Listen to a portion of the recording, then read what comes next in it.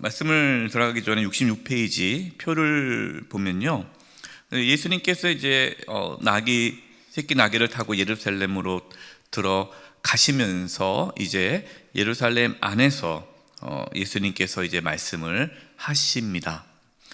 월요일 날에 보면요, 무화과 나무를 마르게 하시고 성전을 다시 깨끗하게 하시죠. 우리가 예수님이 처음에 예루살렘에 들어가실 때 성전을 깨끗하게 하셨고, 이제 세 번째 유월절을 지키기 위해 세 번째 성전에 들어갔을 때도 똑같이 깨끗하게 하십니다. 성전 안에서 서경과 전자들을 고쳐주시죠. 이건 뭘 의미할까요? 무화과 나무를 마르게 한다는 것은 열매가 없는 무화과 나무를 마르게 하셨습니다. 그러니까 무화과의 존재 이유, 그러니까 무화과 나무가 있어야 될 이유가 뭐죠? 열매를 맺기 위해 있는 거예요. 근데 열매가 없어요. 잎이 무성한데 가보니까 열매가 없어요. 그래서 예수님이 그 무화과 나무를 마르게 하십니다. 여러분, 이것이 뭘 의미할까요? 이 성전을 깨끗게 하는 것과 연결이 되죠. 성전이 있습니다. 화려한 성전이 있습니다. 제사를 지냅니다. 그런데 뭐가 없는 거예요? 본질이 없는 거예요. 그 제사의 본질, 하나님을 사랑하는 게 없고 하나님의 정의와 공의가 없는 거죠. 그냥 형식만 남아있는 그 제사, 그 성전이 마치 나뭇잎만 무성하고 열매가 없는 무화과 나무와 같다라는 것을 예수님은 말씀하는 거죠. 여러분, 이것이 우리의 신앙의 모습일 수 있죠. 그동안 예수 믿은 지 경력이 몇 년이고, 내가 이런 봉사를 했고, 내가 그동안 이런 일을 했으면서, 내가 성경을 몇 번 통독을 했고, 내가 몇 명을 전도했고, 그 많은 것들이 무성한 잎일 수 있다는 거예요. 열매가 아니라 신앙의 본질을 우리가 잃어버릴 수 있다라는 것이죠. 그럼 신앙의 본질, 정말 우리가 놓치지 말아야 할 그것은 무엇인가? 이게 열매죠. 열매가 무엇입니까? 이제 계속해서 이제 뒤에서 말씀하시는 건데요. 그 열매라는 것은 이제 하나님과 예수님의 이제 재림, 다시 종말의 때에 우리가 깨어서 기도하면서 주님 맞이하는 그러한 영적인 상황을 말씀하고 있고요.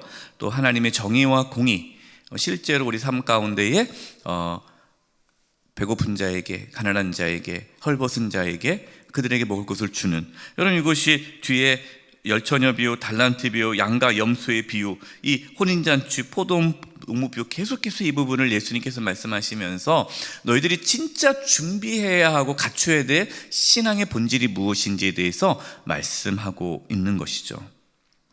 그래서 화요일 날 둘째 날은 포도원 비유, 혼인잔치 비유를 통해서 예수님의 다시 오심, 재림, 이 종말론적인 신앙에 대해서 말씀하고 계십니다. 참, 여러분, 예수님은 지금 십자가를 지시는데 종말론적인 신앙에 대해서 말씀하고 있어요. 이 마지막 일주일을. 왜 그러냐면, 여러분, 예수님이 십자가에서 죽으시고 우리를 위해서 행하시는 모든 것들 우리가 할 게 없잖아요. 그렇죠? 그럼 우리가 할 게 뭡니까? 예수님이 십자가에서 죽으시고 부활하시고 승천하셔서 이제 세상을 심판하러 오시는 그 마지막 재림의 때에 우리가 해야 할 신앙의 자세에 대해서 예수님께서 말씀하시는 거예요.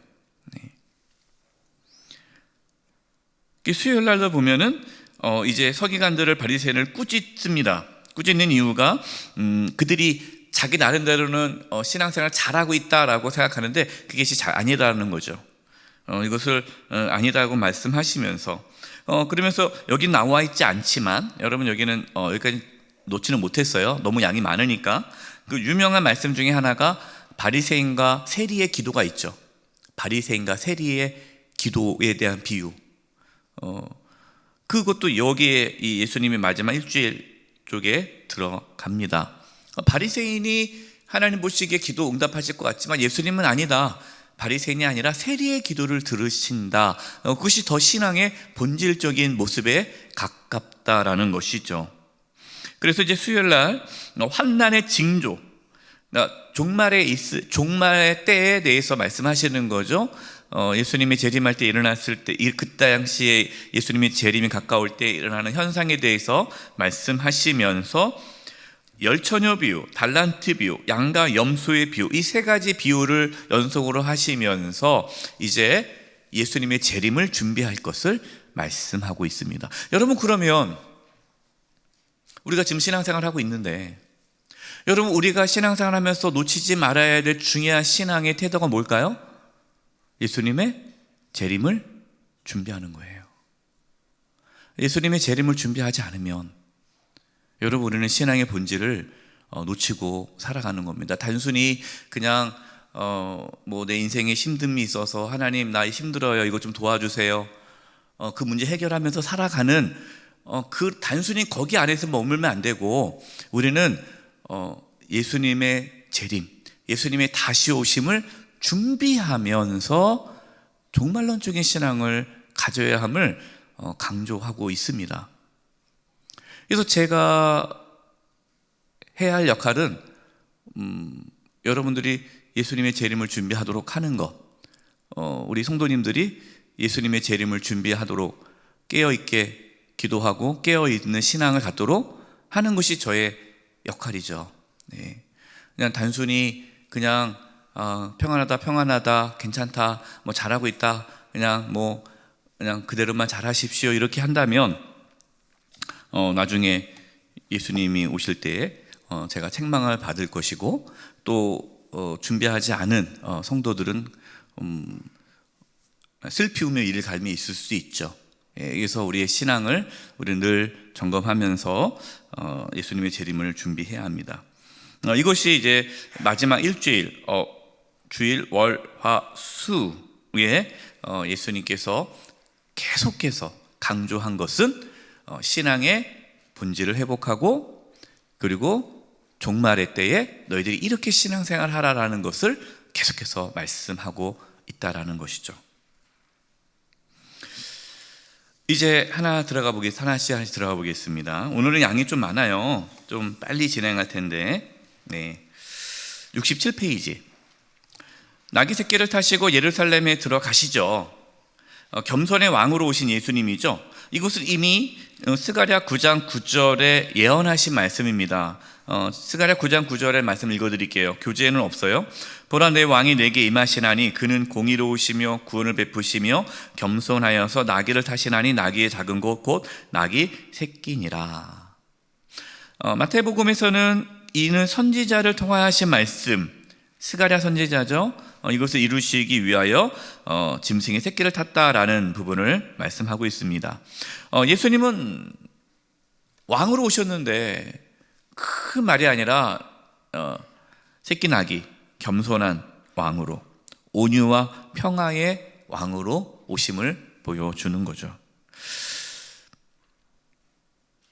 두 번째 만물의 주인이신 예수님. 새끼 나귀를 이제 가져가야 되는데 누가 물어보면 어떡합니까? 그럴 때 주가 쓰시겠다 하라. 주가 쓰시겠다 하라. 주. 예수님이 주님이라는 거죠. 주인이라는 거예요.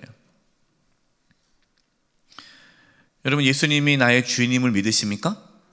네. 그럼 우리는 주님께서 쓰시겠다 하라면 우리는 어떻게 해야 돼요? 내어드려야죠. 잠깐만요. 저는 바빠서요. 그럼 안 되죠. 네. 내가 쓰겠다 하면은 아멘, 저를 쓰시옵소서. 마치 마리아가 나는 처녀인데 어떻게 내가 아이를 가질 수 있습니까? 성령으로 네가 이제 아들을 낳을 것이다. 예. 주의 종이 하나님 말씀이 이루어지기를 원합니다. 이게 우리 그리스도인의 태도죠. 여러분, 신앙에서의 중요한 신앙의 태도는 자기 중심이 아니라 하나님 중심입니다. 신앙은 끊임없이 하나님 중심으로 가는 거예요. 예, 자기 중심적으로 가면 안 돼요. 하나님 중심적으로.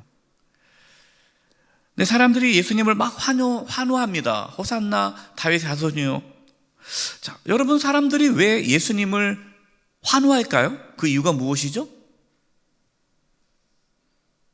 사람들의 기대가 있겠죠. 그러면 사람들이 예수님을 환호하는 그 이유, 그럼 사람들의 기대는 무엇입니까? 네, 자신들이 원하는 것을 얻을 수 있기 때문에 예수님을 모시는 거죠. 예수님이 그냥 왕으로 오시는 거예요. 이스라엘의 왕, 진짜 이 로마의 압제로부터 우리를 자유케 하고 오병이어 기적을 보았잖아요. 경험했잖아요. 또 들었잖아요. 우리에게 먹을 것을 주고 우리를 평안하게 하고 우리를 안락하게 하고 우리를 지켜줄 그 왕, 내가 원하는 것을 들어주시는 분으로 예수님을 맞이한 거죠. 여러분, 우리는 왜 예수님을 믿습니까? 여러분, 왜 우리는 신앙생활을 합니까? 우리 지난 주일 명목상 교인들은 마음의 평안을 얻기 위해서 교회를 다닌다라고 했는데요. 예배 끝나고 어떤 성도님이 나오면서 그런 얘기 하더라고요. 어떤 남자 성도님이 저한테, 목사님, 제가 면목상 교인입니다 하고 회개하듯이 저한테 인사하고 가더라고요. 그래서 제가 한마디 했어요. 본인이 명목상 교인이라고 깨닫는 분은 명목상 교인이 아닙니다. 명목상 교인은 그것도 모르고 가실 겁니다. 네. 우리는 왜 예수님을 환호하는가?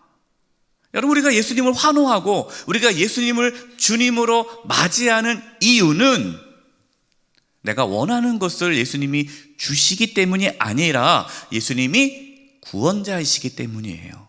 예수님이 십자가에서 죽으시고 부활하심으로 만왕의 왕과 주가 되셨기 때문에 예수님을 우리는 섬기는 거예요. 그래서 때로 내가 주님을 섬기는 그 과정 가운데 고난과 환난이 있어도 견딜 수 있는 것은 예수님이 주님이시니까. 그래서 그것을 깨닫는 많은 제자들은 순교의 자리를 가게 되었죠. 그러나 그걸 깨닫기 전까지는 예수님을 다 떠났단 말이에요. 여러분, 이 환호했던 많은 무리들은 나중에 예수님을 십자가에 못 박으라고 외치는 군중이 되었습니다. 예. 여러분, 우리가 신앙의 본질을 제대로 세워가지 않으면 여러분, 우리는 언제든지 신앙의 길을 떠나고 또 타락할 수 있는 그런 여지가 있는 거예요. 그래서 우리는 이 복음서 말씀을 통해서 정말 제대로 예수님을 만나고 믿고 섬겨가야 합니다. 자, 두 번째, 열매가 없는 신앙을 책망하십니다. 열매 없는 무화과 나무를 마르게 하시죠. 아까 말씀을 드렸어요. 겉으로 보기에는 멀쩡하지만 열매가 없는 거예요. 근데 겉으로 보기에는 신앙이 멀쩡해 보이지만 실제로 그 열매가, 신앙의 열매가, 성령의 열매가 없을 수 있다라는 것이죠. 이것이 이스라엘의 영적 상태입니다.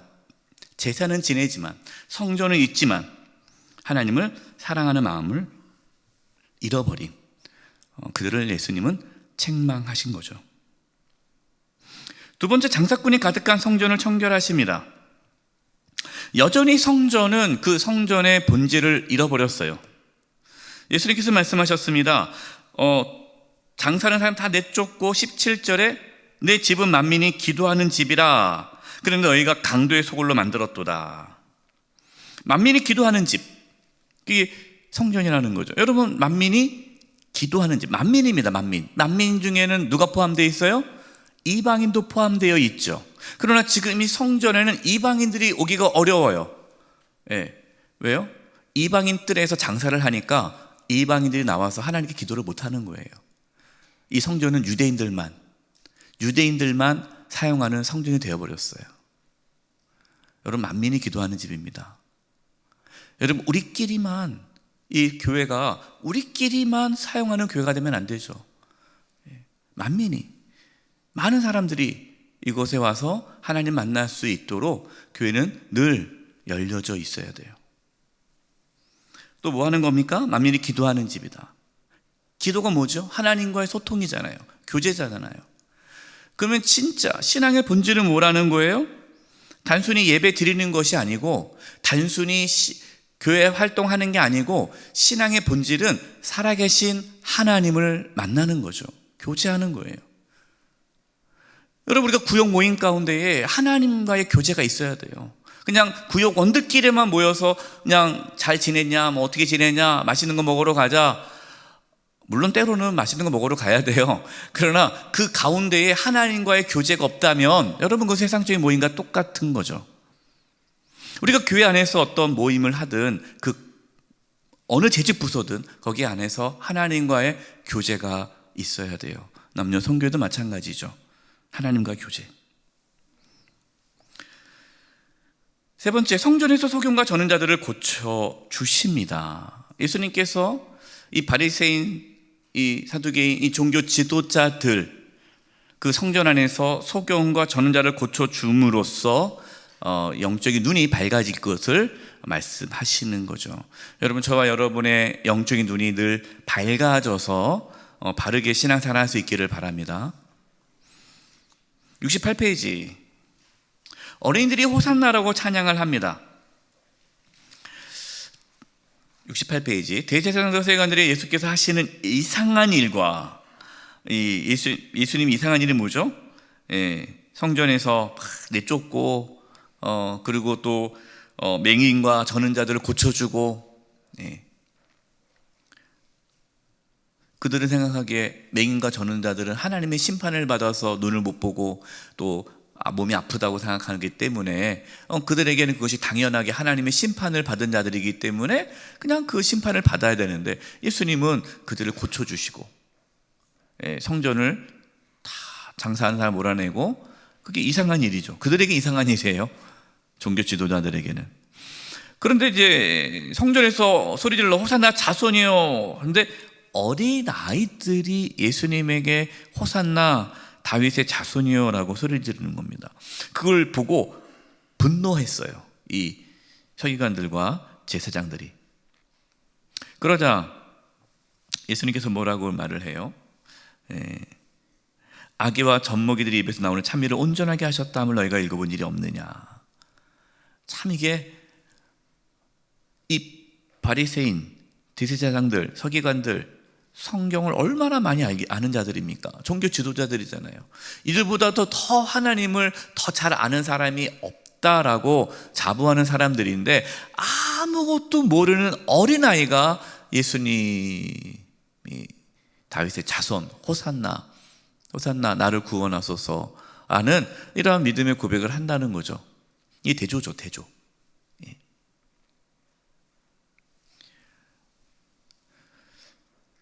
때로는 우리가 안다고 하는 것이 하나님께 나아가는데 장애물이 될 수 있습니다. 우리가 그동안 해왔던 것들이 익숙해져 있으니까 그게 딱 더 이상 거기에서 딱 가로막히는 거죠. 다섯 번째, 믿음이 없는 기도예요. 예수님께서 이제 무화과 나무를 마르게 하셨잖아요. 저주하셨단 말이에요. 그리고 갔다 오니까 실제로 무화과 나무가 말라 죽었어요. 그것을 본 제자들이 깜짝 놀랐습니다. 와, 어떻게 저렇게, 진짜 예수님 정말 저주하니까 정말 저렇게 무화과 나무가 말라 죽었네요. 그러자 예수님께서 말씀하셨어요. 무엇이든지 기도하고 구하는 것은 받은 줄로 믿으라. 그리하면 그대로 되리라. 여러분, 이 말씀을 또 붙잡아가지고, 내가 로또가 당첨되고 싶다. 그래, 무엇이든지 기도하고 구하는 받은 줄을 믿으라. 아멘. 믿습니다. 매주 로또 사면서 믿습니다 하지 마세요. 무슨 도깨비 방망이처럼 여러분 기도를 사용하면 안 돼요. 여기서 이제 우리가 잠깐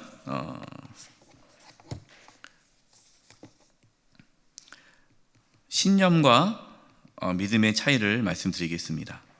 여러 번 말씀을 드렸는데요, 기도를 하는데 예수님은 믿음으로 기도하라 그랬습니다. 근데 우리가 때로는 신념으로 기도를 해요. 신념. 그럼 신념과 믿음의 차이는 뭐냐? 신념은요, 내가 원하는 거예요. 그리고 내가 중심이죠. 내가 중심인 거예요. 내가 원하는 거, 내가 중심. 내가 원하는 거, 이게 좋겠다, 내가 갖고 싶다.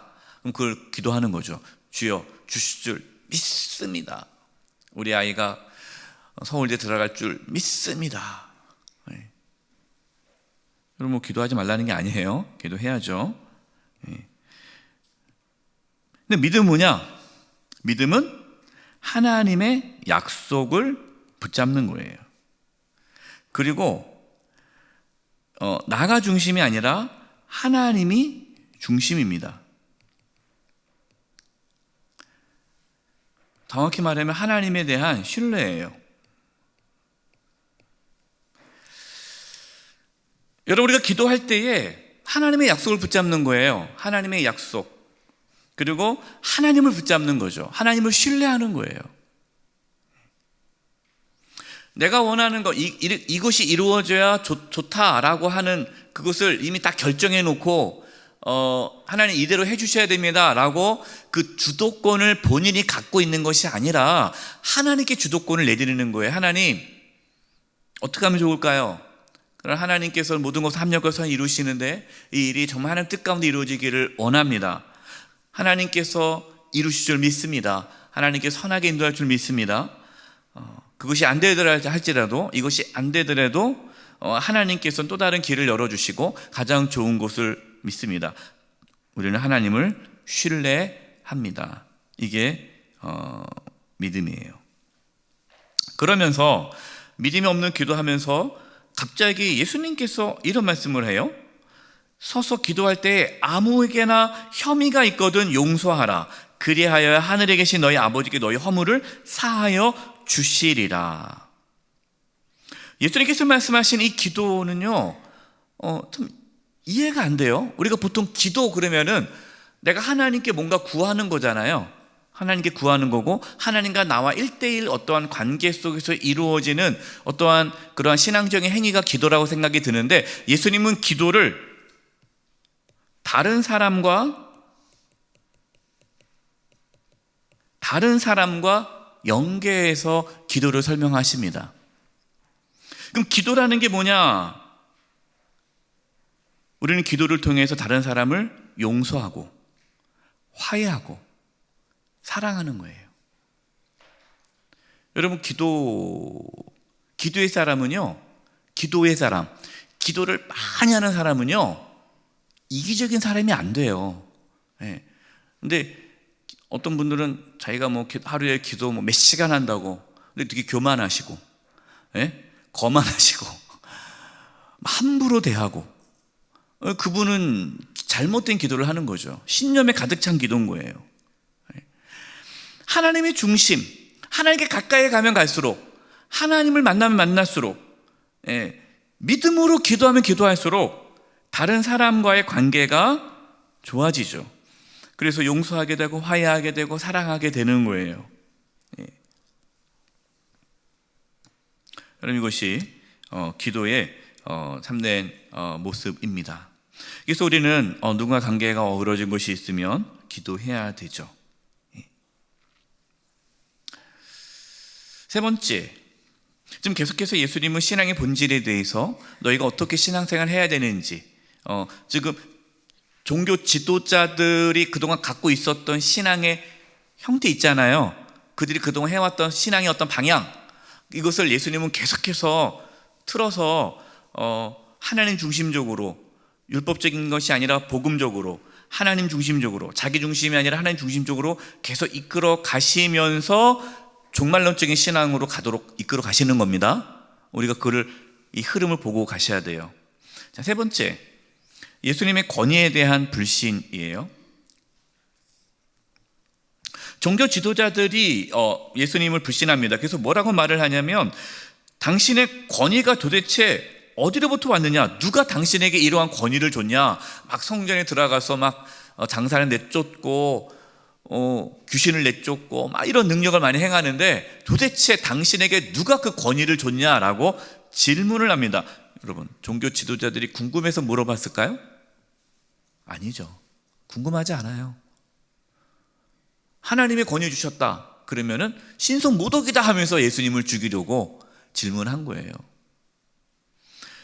여러분, 우리가 신앙생활을 할 때에 중요한 것이, 질문은 참 중요합니다. 궁금한 건 참 중요해요. 그런데 정말 진리를 탐구하기 위해서, 정말 내가 예수님을 제대로 믿고 싶다라는 그 생각으로 질문을 하고 궁금한 것은 우리의 신앙을 상당히 성장시키는데, 비판하기 위해서, 정죄하기 위해서, 판단하기 위해서, 그 사람이 말한 게 틀렸다, 내가 생각한 게 옳다라는 것을 주장하기 위해서 질문하는 것은, 그것은 오히려 나를 더 고집스럽게 만듭니다.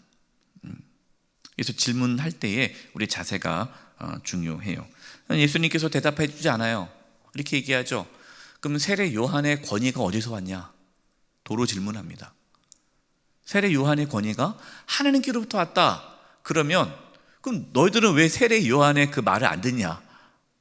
그리고 하나님으로부터 오지 않았다. 사람으로부터 왔다. 그러면 많은 사람들이 세례 요한이 선지자로 알았단 말이에요. 그러니까 사람들이 또 등을 돌릴 수 있단 말이에요.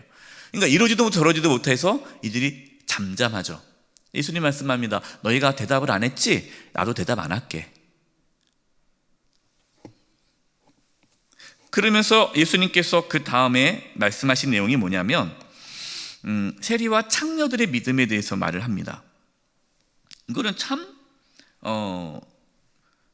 놀라운 대비죠. 그러면서 비유를 들어요. 그 비유가 뭡니까? 큰아들과 둘째 아들이 있다는 거예요. 아버지가 큰아들한테 가서 포도원에 가서 일 좀 하라. 큰아들이 예 하고 대답을 해요. 그리고 안 가요. 둘째 아들은 싫어요. 그래요? 근데 지나고 나서 아휴 아버지께서 일 시켰으니 가야지 해서 가서 일해요. 질문합니다. 누가 아버지의 뜻대로 행하느냐? 종교 지도자들이 말하죠. 둘째 아들입니다. 당연하죠. 근데 지금 예수님께서 이 비유를 말씀한 이유는 첫째 아들이 누구라는 거예요? 종교 지도자들이라는 거예요. 대답은 잘해요. 하나님 말씀 아멘, 아멘, 아멘. 그리고 가르치기도 하고 막 그런데 그렇게 살진 않는 거예요. 그러나 세리와 창녀들 하나님 말씀대로 살아가지 않는 것처럼 보여요. 죄인이죠. 하나님 말씀에 아멘 안 하는 것처럼 보여요. 그러나 그들은 실제로 회개하고 예수님을 받아들임으로써 하나님의 뜻에 순종한다는 거죠. 그래서 이런 말씀을 합니다. 68페이지 밑에 마태복음 21장 31절이에요. 그들 중에 누가 아버지의 뜻대로 행하느냐? 이르되 둘째 아들이니. 예수께서 그들에게 이르시되 내가 진실로 너에게 이르노니 세리와 창녀들이, 여러분 당시 세리와 창녀들이 얼마나 큰 죄인입니까? 대표적인 죄인이잖아요. 그 죄인들이 너희보다 먼저 하나님의 나라에 들어가리라. 충격적인 말씀을 하는 거예요. 요한이 의의 도로 너희에게 왔거늘 너희는 그를 믿지 아니하였으되. 회개하라 했을 때 그들은 회개하지 않은 거예요. 내가 무슨 죄가 있어? 죄를 짓고 있으면서 하나님 말씀대로 살지 않으면서 마치 자기는 하나님 말씀대로 사는 것처럼 스스로 속이면서 회개하지 않았는데, 세리와 창녀는요 믿었으며 너희는 이것을 보고도 끝내 뉘우치지 믿지 아니하였다. 여러분 하나님 나라 누가 들어갑니까? 착한 사람이 들어가는 게 아니에요. 회개하는 자가 들어가는 거예요. 내가 죄인임을 깨닫고 회개하고, 내가 죄인임을 깨닫고 회개하고 예수님을 믿는 자가 하나님 나라에 들어간다라는 것을 말씀하는 거죠. 열매 맺는 신앙을 이제 비유로 말씀하십니다. 포도 농부 비유예요. 포도원 주인이 이제 포도원을 어떤 농부들에게 맡기고 멀리 가죠. 그리고 이제 종의 주인을 보냅니다. 그런데 이 포도원 농부들이 그 주인이 보낸 종들을 다 죽이죠. 나중에 아들을 보내면 죽이지 않겠지 했는데 그 아들마저 죽입니다. 아들을 죽이면 이 모든 포도원이 우리 것이 되겠구나. 이 비유예요. 여기서 포도원 주인은 누구를 뜻합니까? 하나님이죠. 포도원은요 이스라엘 민족이에요. 하나님께서 이스라엘을 누구에게 맡겼습니까? 농부들, 당시 종교 지도자들에게 맡겼어요. 그러나 그들이 자기 마음대로 막 하는 거죠. 하나님께서 종을 보냅니다. 예언자들을 보내죠. 주의 종들을 보내는 거예요. 그러나 이 종교 지도자들이 하나님께서 보낸 종들을, 예언자들을 죽이는 거죠. 선지자들을 죽이는 거예요. 결국에는 아들 예수님마저 죽이는 이러한 것에 대해서 비유로 말씀하시는 거죠. 그러면서 다른 농부들에게 하나님께서 이 주인이 다른 농부에게 준다라고 말씀하지 않습니까? 이 다른 농부들이라는 것은 이방인들이죠. 하나님의 나라를 세워가는 데 있어서 이스라엘이 순종하지 않으니까 하나님께서는 이방인들을 통해서 하나님의 나라를 이어가신다라는 것을 예수님께서 말씀하시는 겁니다. 그러면서 건축자들이 버린 돌이 모퉁이의 머릿돌이 됨을 말씀하시죠. 예수님이죠. 예수님. 종교 지도자들은 예수님을 십자가 못 박혀 죽였지만 버림바 되었지만, 그러나 하나님께서는 그 예수님을 모퉁이돌, 이 건물에 모퉁이돌이 없으면 건물이 세워지지 않잖아요. 그래서 이 영적인 교회 공동체의 주춧돌, 모퉁이의 머릿돌이 되게 하셨다. 그래서 예수님을 통해 구원의 길이 열렸고 또 하나님의 나라가 세워진다는 것을 비유로 말씀하신 거죠. 두 번째, 혼인잔치 비유를 또 말씀하십니다. 혼인잔치에 자기 아들을 위해 혼인잔치를 했는데 사람들이 오지 않아요. 그러니까 임금이 아무나 가서 데리고 와라. 그래서 아무나 막 데리고 옵니다. 데리고 오는데 11절에 보니까 임금이 손님들을 보러 들어올 때 거기서 예복을 입지 않은 한 사람을 보고 이르되 친구여 어찌하여 예복을 입지 않고 여기 들어왔냐 하니 그가 아무 말도 못하거늘 임금이 사원들에게 말하되 그 손발을 묶어 바깥 어두운 데 내던지라 거기도 슬피 울며 이를 갈게 되리라 하니라. 청함을 받은 자는 많되 택함을 입은 자는 적으니라. 혼인잔치에 갔는데 예복을 입지 않은 사람은 쫓겨난다라는 거예요. 이게 뭘 의미합니까? 여러분, 예복이 뭐죠? 우리는 예수 그리스도로 옷 입은 자예요. 예수 그리스도로 옷 입은 자가 예복을 입는 자죠. 우리는 예수 그리스도의 피로 정결함을 받은 신부죠. 그러니까 예복을 입지 않았다라는 것은 예수 그리스도를 옷 입지 않은 자, 실제로 예수님을 주라 고백하고 실제로 예수님을 믿어 그 안에 그리스도의 영, 성령이 임하지 않은 자는 교회를 다닌다고 해도, 교회 등록을 하고 세례를 받아도 그 사람이 하나님 나라에 들어가지 않는다라는 거죠. 그러니까 지금 예수님께서는 계속 말씀하시는 거예요. 너희들이 지금 이스라엘 자손이라고 해서 그냥 다 구원받는 게 아니다. 예. 우리는 늘 생각을 해야 돼요. 다섯 번째, 가장 큰 계명, 열매 맺는 신앙이죠. 이제 종교 지도자들이 물어봅니다. 서기관들이 가장 큰 계명이 무엇입니까? 라고 했을 때 하나님을 사랑하고 이웃을 내 자신같이 사랑하라. 가장 큰 계명은 사랑. 열매가 뭡니까? 사랑이죠. 사랑하라.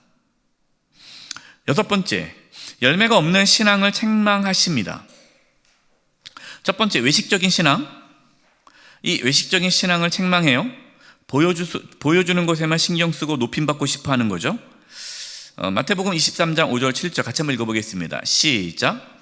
그들의 모든 행위를 사람에게 보이고자 하나니 곧 그 경문 띠를 넓게 하며 옷수를 길게 하고 잔치 윗자리와 회당의 높은 자리와 시장에서 문안받는 것과 사람들에게 랍비라 칭함받는 것을 좋아하느니라. 종교 지도자들이 눈에 보이는 것만 이렇게 신경 쓰는 거예요. 높임받고 싶어하고, 이런 외식적인 신앙에 대해서 예수님이 책망하시는데, 여러분, 우리가 또 오해하면 안 됩니다. 그래서 우리가 뭐 격려하고 뭐 축복하고 잘했던 것들을 잘했다고 얘기하는 것, 그건 좋은 거예요.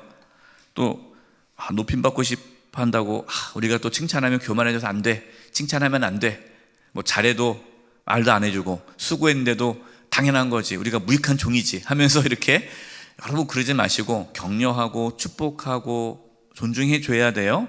그러나 본인이 그것을 원하면 안 되겠죠. 예.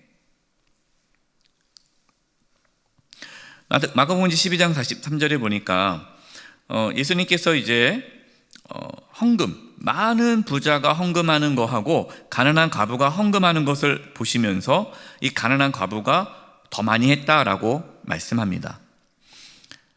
이것은 뭘 의미하죠? 눈에 보이는 것은 부자가 더 많이 했단 말이에요. 눈에 보이는 것은. 하지만 실제 하나님은 눈에 보이는 것보다 눈에 보이지 않은 마음, 그 중심을 보신다는 거죠. 이 가난한 과부는 자신이 가지고 있는 전 재산을 다 드렸다라는 거예요. 또 이 말씀을 듣고 그래, 내가 전 재산을 드려야 하나님 기뻐하시는구나 라고 생각하지 마시고요, 그 마음의 중심이 이 가난한 과부에게는 하나님을 사랑하는 마음이 있다는 것을 말씀하시는 거죠. 그러면서 균형 있는 신앙을 말씀하십니다. 두 번째, 여러분, 외식적인 신앙, 그러니까 쉽게 말해서 눈에 보이는 신앙도 중요하다는 거예요.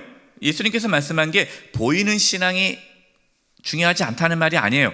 보이는 신앙이 중요한데 그 보이는 신앙이 전부가 아니라는 거죠. 그래서 균형이 있는 신앙을 말하는 겁니다. 화 있을진저 외식하는 서기관들과 바리새인들이 너희가 박하와 회양과 근째 11조는 들이되 율법에 더 중한 바 정의와 긍휼과 믿음은 버렸도다. 그러나 이것도 행하고 저것도 버리지 말아야 할지니라. 여러분, 우리가 눈에 보이는 거, 헌금 생활하고 기도 생활하고 예배 생활하고 그 모든 것들 귀해요. 그러나 그것만 하면 안 되고 그 속에 하나님에 대한 사랑과 또 하나님의 정의와 공의와 다른 사람을 불쌍히 여기는 긍휼과 믿음, 그것이 필요하다라는 거죠. 그래서 여러분, 눈에 보이는 것과 눈에 보이지 않은 것 두 개가 다 중요합니다. 신앙은 균형이 필요해요. 그래서 세 번째, 내면을 가꾸는 신앙을 말하는 겁니다. 마태복음 23장, 화 있을정 외식하는 서기관들과 바리새인들이여 잔과 대접의 겉은 깨끗하되 그 안에는 탐욕과 방탕으로 가득하게 하는도다. 눈먼 바리새인이여, 너는 먼저 안을 깨끗이 하라. 그리하면 겉도 깨끗하리라. 이제 좀 말씀을 드리면요, 늘 예수님께서 지금 말씀하신 것은 마음의 변화를 받아야 행동이 변화가 된다는 거죠. 행동이 우선순위가 아니라 마음이 우선순위예요. 이게 1순위고 2순위. 마음이 변하면 행동은 따라온다는 거예요. 이 마음의 변화를 우리는 어려운 말로 존재의 변화죠. being, doing. 이전 것은 지나갔으니 보라, 새 것이 되었도다. 우리가 예수님을 믿고 새로운 피조물이 되어야, 존재가 변해야 doing, 삶도 하나님의 자녀로 살아가게 되는 거죠. 이 행동에만 관심을 가지면 안 된다는 거죠. 종교 지도자들은 마음의 변화는 관심이 없고 눈에 보이는 거, 왜? 사람들이 칭찬받아야 되니까, 인정받고 그런 거. 제가 목회하면서요, 그런 분들을 만난 적이 있어요. 제가 청년부 이렇게 하는데, 사역을 하는데, 청년 중에 인정받고 싶어가지고 그런 청년이 있었어요. 이렇게 인정받고 싶는 거예요. 그러니까 열심히 해요. 잘하면 이제 잘해준다, 칭찬받으니까. 근데 가만히 보니까 이 친구가 예수님을 인격적으로 만나서 그 일을 하는 것이 아니라 인정받고 싶어서 열심히 일을 하는 거예요. 나중에는 폭발합니다. 참다가 이제 본인의 인격으로 감당하지 못할 때 폭발해버려요. 기분 나쁘다고 막 교회를 떠나는 그런 모습도 보면서, 이게 그냥 눈에 보이는 행동이 우선이 아니라 정말 마음의 변화가 있어야 되죠.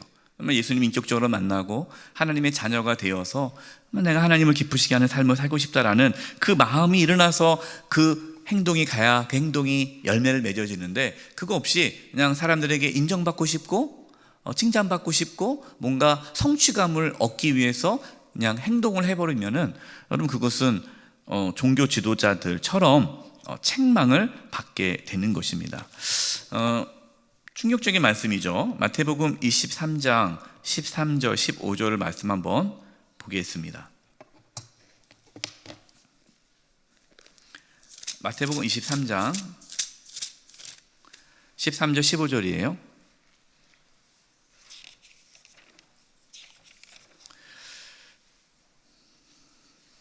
제가 읽어드릴게요. 화 있을진저 외식하는 서기관들과 바리새인들이여, 너희는 천국 문을 사람들 앞에서 닫고 너희도 들어가지 않고 들어가려 하는 자도 들어가지 못하게 하는도다. 화 있을진저 외식하는 서기관들과 바리새인들이여, 너희는 교인 한 사람을 얻기 위하여 바다와 육지를 두루 다니다가 생기면 너희보다 배나 더 지옥 자식이 되게 하는도다. 이게 뭐냐면요, 종교 지도자들이 본인만 지옥 가는 게 아니라 다른 사람을 천국 못 들어가게 가로막는다는 거예요. 기껏 유대인이 됐는데 하나님의 백성이 되어야 되는데 그 사람을 오히려 지옥 자식이 되게 만든다는 거죠. 저는 이곳이 오늘 한국교회 모습이 아닌가 생각이 드는 거죠. 교회가 바르게 서지 않으면, 교회 우리 교회 나오세요 막 전도하고 막 해서 교회 나오게 합니다. 교회 나오게 했는데 그 사람을 교회 나오게만 했지 천국으로 인도 안 하고 천국 못 가게 그냥 붙잡아 둘 수 있다는 거예요. 얼마나 무섭습니까? 네. 차라리 다른 교회 가서 구원받을 수 있게 좀 좋은데, 우리가 그렇게 예수 믿고자 온 사람을 우리의 잘못된 신앙으로 그 사람을 지옥 자식이 되게 할 수도 있다라는 그러한 두려움을 갖고 우리는 신앙생활을 해야 돼요. 늘 잘 돌아봐야 됩니다. 저는 목회하면서 이 생각을 좀 해요. 우리 교회가 정말 천국 자식이 되게 해야지, 새 가족이 온다고 기뻐할 일이 아니잖아요. 그 새 가족이 정말 예수님을 잘 믿고 천국 백성이 되게끔 해야 되지 않겠습니까? 근데 괜찮아, 다 그렇게 믿어도 돼, 그냥 괜찮아, 대충 믿어, 하고 막 세상적인 방식으로 한다면, 새 가족이 와서 공동체에 들어갔는데 세상과 똑같아, 저렇게도 믿어도 되는 것보다 하고 이렇게 똑같이 따라간다면 여러분, 그것이 얼마나 큰 무서운 형벌이 되겠어요. 7번째, 예수님의 재림의 징조입니다. 여기서부터는 예수님이 이제 종말론적인 신앙, 예수님의 재림을 준비할 것을 말씀합니다. 거짓 메시아의 등장이죠. 많은 사람이 나는 그리스도라 하여 많은 사람을 미혹하리라. 지금이 이제 종말이라고 말하는 이유가 얼마나 이단이 많은지 몰라요. 내가 그리스도라고 말하는 사람이 우리나라가 200명이라고 하던데 현재 200명? 전 세계적으로 지금 활동을 열심히 하고 있다 하더라고요. 두 번째, 환란이 일어남. 민족이 민족을, 나라가 나라를 대적하겠고. 근데 여러분, 두려워할 거 없어요. 이 환란과 지진과 이런 것들은 지금 계속 일어나고 있잖아요. 그렇기 때문에 또 이 말씀을 읽고, 이제 지금 우크라이나 러시아 전쟁이 있고 이스라엘과 또 하마스 전쟁이 있으니까 오늘 오시려나? 단순하게 그렇게 생각할 필요는 없어요. 그러나 오늘 오신다는 생각으로 살아가는 건 중요한 신앙의 태도이죠. 세 번째, 불법이 성함. 거짓 선지자가 많이 일어나 사람들을 많이 미혹합니다. 불법이 성합니다. 이게 불법이 성한다는 게 뭐냐면 하나님 말씀이 아닌 다른 것을 가지고 삶의 가치로 얘기하는 거예요. 이런 거 있잖아요. 우리가 세상 살면서 정직하게 살지 마, 정직하면 너만 바보야, 정직하게 살아가지고 살 수 있을 것 같아? 다 사업하려면, 장사하려면 어떤 속여야 돼. 우리는 불법적인 게 많다 보니까 많은 사람이 사랑이 식어지느니라. 사랑이 식는 거예요. 자기 중심적으로 살아가는 거예요. 여러분, 요즘에 서점에 가서 책 제목들을 보세요. 또 방송 강연을 다 보세요. 그러면 인기 있는 요즘 젊은 사람들이, 요즘 현대인들이 관심 있는 게 뭡니까? 다 네 편한 대로 살아. 애쓸 필요 없어. 그냥 하루하루 대충 살아. 인생 별거 없어. 그냥 하루하루 그냥 살면 되는 거야. 물론 여러분, 그것이 나쁘다는 건 아니에요. 우리가 어떤 삶에 너무 일 중독적인 삶을 살았기 때문에 우리의 어떤 삶의 쉼도 필요해요. 그런데 뭘 만들어 버리냐면요, 하나님에 대한 갈망을 잃어버리게 만들고 하나님을 찾지 않게 만들고 그냥 삶을 그냥 하나님 없이도 그냥 소소하게 행복하게 살아갈 수 있다, 자족하며 살아갈 수 있다라는 하나님에 대한 영혼의 갈망을 죽여버리는 그런 메시지들이 많이 있는 거죠. 결국에는 사랑이 식어져 버려요. 관심이 없어요. 관심이 없다고요. 그러나 끝까지 견디는 자는, 그러한 상황에서 야, 너 바보같이 사냐? 야, 너 왜 세상 왜 그래? 세상은 안 그렇단 말이야. 왜 너만 손해보고 살아? 라는 그 수많은 이것들과 또 박해, 지금도 얼마나 많은 박해가 있습니까? 그 가운데서도 끝까지 견디는 자는 구원을 받는다. 여러분, 넓은 길로 가지 마세요. 넓은 길. 예수님께로 가야 돼요. 네 번째, 열방 가운데 복음이 전파됨. 천국 복음이 모든 민족에 증언되기 온 세상에 전파되리니 그제야 끝이 오리라. 예수님이 구름 타고 오시죠.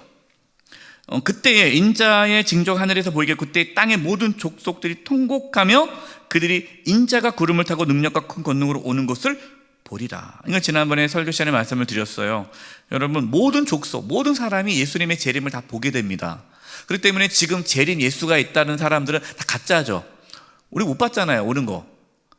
예수님의 재림은 다 보게 돼 있어요. 그렇기 때문에 여러분 몰래 오시지 않습니다. 예수님은요.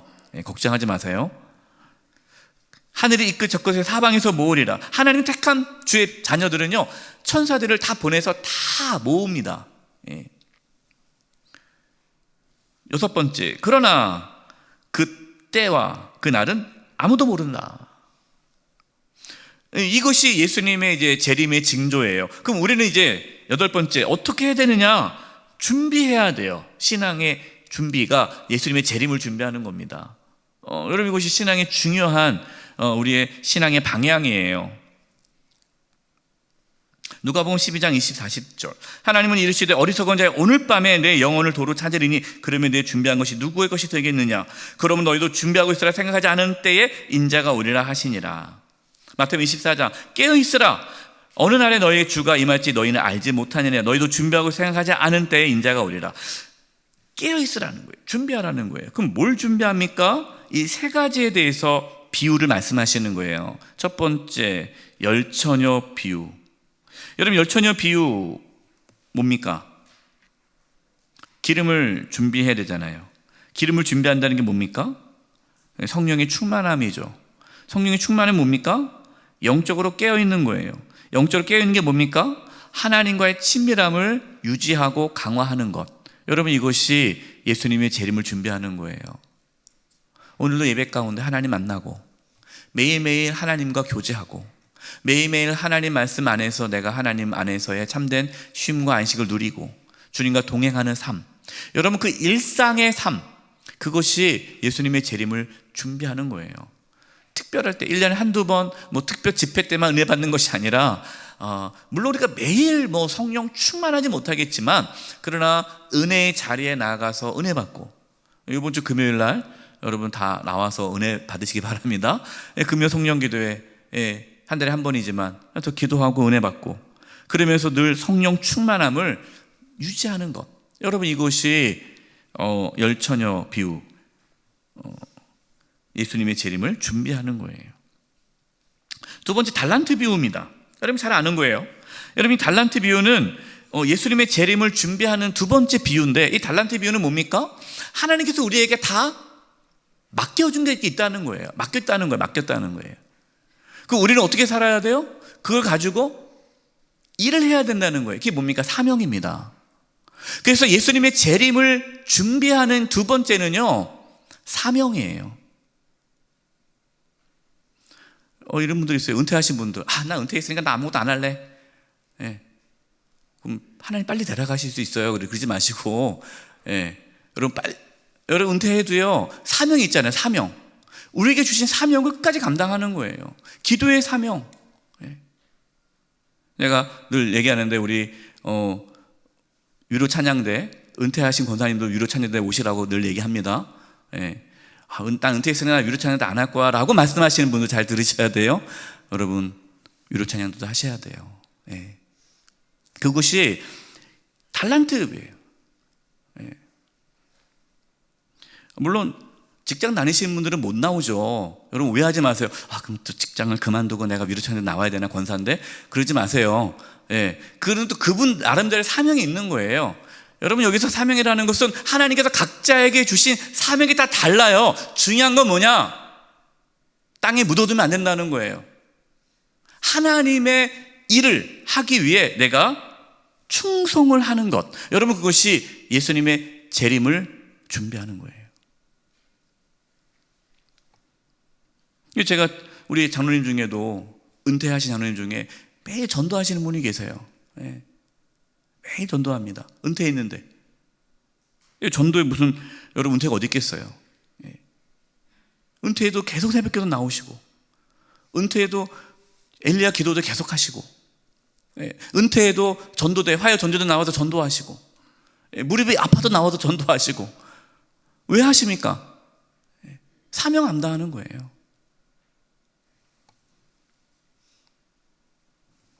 이것이 두 번째, 예수님의 재림을 준비하는 거죠. 세 번째는요, 양과 염소의 비유입니다. 여러분, 양과 염소의 비유가 뭐죠?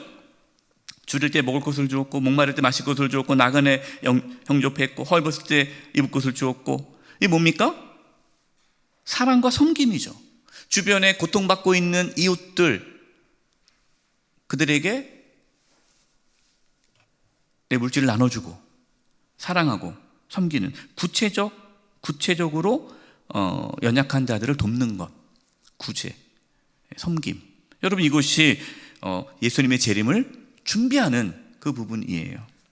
그래서 그게 세 가지입니다. 예, 늘 하나님과 영적으로 깨어 있으면서 하나님께서 나에게 주신 사명을 충성스럽게 감당하고, 그리고 내 주변에 있는 고통받고 있는 이웃들을 돌보는 것. 여러분, 이것이 예수님의 재림을 준비하는 세 가지 비유를 예수님께서 분명하게 말씀해 주셨어요. 그러면서 예수님이 죽으심에 대해서 말씀합니다. 장례를 위해 이제 마리아가 나사렛 동생이죠. 이거를 머리에 향유를 붓는 사건이 나옵니다. 그때 뭐라고 말을 합니까? 가룟 유다가, 야, 그 돈 가지고 차라리 가나안 나라에 나눠서 좋았을 텐데 왜 그걸 허비하느냐라고 하죠. 근데 알고 보니까 가룟 유다는 도둑이라, 동계를 맡았는데 거기 넣는 것을 훔쳐감이라 라고 또 말씀하고 있어요. 그러니까 명분을 내세우는 거죠. 야, 그 가난한 자들에게 줘야 되는 거 아니야. 명분, 그럴듯한 명분을 내세우는데, 어떻게 보면은 이 마리아가 이 1년치 노동자의 품삯이거든요. 어떻게 보면 허비하는 것처럼 보이죠. 하지만 그것이 예수님의 장례를 준비하는 하나의 중요한 사건이 되기 때문에 이것이 의미가 있는 거예요. 여러분, 우리가 하나님의 일을 할 때요, 때로는 명분도 중요하지만, 때로는 하나님의 뜻이라면 그것이 허비되는 것처럼 보여도 할 때가 있어요. 어떤 분들은 늘 명분만 얘기하다가 아무것도 못할 수도 있는데, 여러분, 그러지 마시기 바랍니다.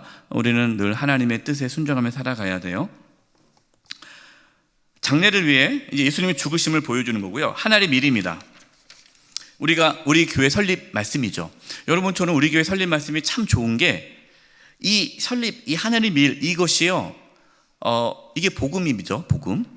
여러분, 예수님께서 이 하나의 밀이라는 말씀을 전하신 이유는, 메시지는요, 첫 번째는 예수님께서 하나의 밀이 되어서 죽으심으로 많은 사람의 생명을 구원한다는 메시지입니다. 이것은 첫 번째, 예수님의 죽으심을 말씀하신 거예요. 두 번째, 너희도 그렇게 살아라, 그거죠. 우리 교회의 설립 말씀이에요. 예수님께서 그렇게 하나님의 밀이 땅에 떨어지고 많은 열매를 맺듯이 우리도 사랑의 천국방언 하지 않습니까? 그걸 하는 이유가, 그것이 예수님을 따라가는 삶의 모습이죠. 마지막 세 번째, 세상을 구원하심. 나는 빛으로 세상에 왔나니 무릇 나를 믿는 자는 어둠에 거하지 않게 하려 함이로다. 자, 여러분 보십시오. 47절. 사람이 내 말을 듣고 지키지 아니할지라도 내가 그를 심판하지 아니하노라. 내가 온 것은 세상을 심판하려 함이 아니요 세상을 구원하려 함이로다. 여러분, 이미 47절 말씀 읽으면 이해가 안 되잖아요. 예수님의 말씀을 듣고 지켜야 구원받지, 예수님의 말씀을 듣고 지키지 않았는데 어떻게 심판 안 받지? 여러분, 이 말씀은요, 예수님께서는 의로운 자를 구원하러 온 것이 아니라 죄인을 구원하러 왔다라는 겁니다. 종교 지도자들의 생각은 뭐예요? 하나님은 의인을 구원하고 죄인을 심판하러 오신다고 생각한단 말이에요. 아니라는 거죠. 복음은 죄인을 구원하는 게 복음이에요. 누가 의인입니까? 다 죄인이잖아요. 그래서 예수님께서 죄인을 구원하러 오신 것이다. 이제 내가 십자가를 질 텐데 내가 왜 십자가를 지느냐? 세상을 구원하기 위해서다라는 거죠. 10번째, 가룟 유다의 배반. 마귀가 벌써 시몬 아들의 가룟 유다의 마음에 예수를 팔려는 생각을 넣었더라. 여러분, 가룟 유다는요 평상시에 예수님을 따라다녔지만 거짓적인 행동을 했죠. 회계를 맡았습니다. 회계를 맡으면서 부정함, 돈을 빼돌렸어요. 여러분, 교회 안에 잘 해야 됩니다. 여러분, 말씀을 드리는데 여러분 교회 안에서 돈을 빌려주고 하면 될까요? 안 될까요? 절대 안 돼요. 여러분, 교회 안에서 돈거래 하지 마세요. 실제로 그런 교회들이 많아요. 권사님, 내가 아는 데가 있는데, 투자자가 있는데 거기에 돈을 놓으면은 한 달에 20% 이자를 준대. 내가 지금 받고 있거든. 그래가지고요 막 교인들 해가지고 거기 엄청나게 했어요. 그 사기. 여러분, 절대로 교회 안에서 투자, 여기 투자하면 좋다, 절대로 여러분 본인만 하세요. 본인만. 망해도 본인만 망하게. 여러분, 절대로 여러분 다른 사람 또 돈 빌리지 마시고. 여러분, 혹시 정말 돈이 필요하다 그럼 저한테 오세요. 저한테. 제가 빌려드릴게요. 저한테. 진짜입니다. 그래서 여러분, 누가 여러분한테 돈 빌려달라고 그러면은 그렇게 얘기하세요. 목사님이 돈 빌려주지 말래. 목사님한테 가서 얘기하래. 지사님 목사님한테 가서 얘기해. 그렇게 얘기하세요. 절대로. 그리고 여러분, 혹시 돈 빌린 사람이 있습니까? 빨리 갚으세요. 지금 빨리. 다시는 돈을 빌리거나 하지 마세요. 왜 그러냐? 이것이 가룟 유다가 돈 때문에 결국에는 예수님을 팔게 되는 거예요. 신앙이 떠나게 됩니다. 거짓으로. 그래서 우리 교회는 재정부가 그럴 일은 없겠지만, 재정부 우리 회계를 위해서 기도를 많이 해줘야 돼요. 시험이 들지 않도록. 점차 이 거짓을 했다 보니까 마귀가 그의 마음을 사로잡았습니다. 결국에는 마귀의 지배를 받아서 예수님을 팔게 되었죠. 우리 마음을 지켜야 됩니다. 사탄이 우리의 마음을 장악하지 않도록 여러분, 우리는 늘 깨어 있어야 되고 준비해야 되고 마음을 지켜야 돼요. 여러분, 이것이 오늘 예수님께서 주신 말씀입니다. 내용이 참 많아요. 핵심은 예수님은 이제 십자가 지시기 전에 신앙의 본질, 신앙의 열매를 맺어야 되고 눈에 보이는 것도 중요하지만 실제로는 눈에 보이지 않는 게 중요하다 하면서 종말적인 신앙, 예수님의 재림을 준비할 것에 대해서 말씀했습니다. 기도가 마치겠습니다. 하나님 아버지, 예수님 오실 날이 멀지 않았는데 저희들 늘 깨어 기도하게 해주시고 또 주님 오심을 준비하게 도와주셔서 우리 모든 영세교 성도님들 다 한 사람도 슬피로 울며 이를 갈미 있게 하지 않게 해주시고 다 하나님 나라 들어갈 수 있는 그 은혜와 축복을 받게 하여 주시옵소서. 예수님의 다시 오심을 준비하는, 깨어 기도하는 신앙 다 되게 도와주시옵소서. 예수님의 이름으로 기도드리오며 지금은 우리 주 예수 그리스도의 은혜와 하나님 아버지의 그 크신 사랑하심과 성령님의 교통하심과 충만하심이 우리 사랑하는 성도님들 한 영혼 위에 이제부터 영원토록 함께하옵시기를 간절히 축원하옵나이다. 아멘.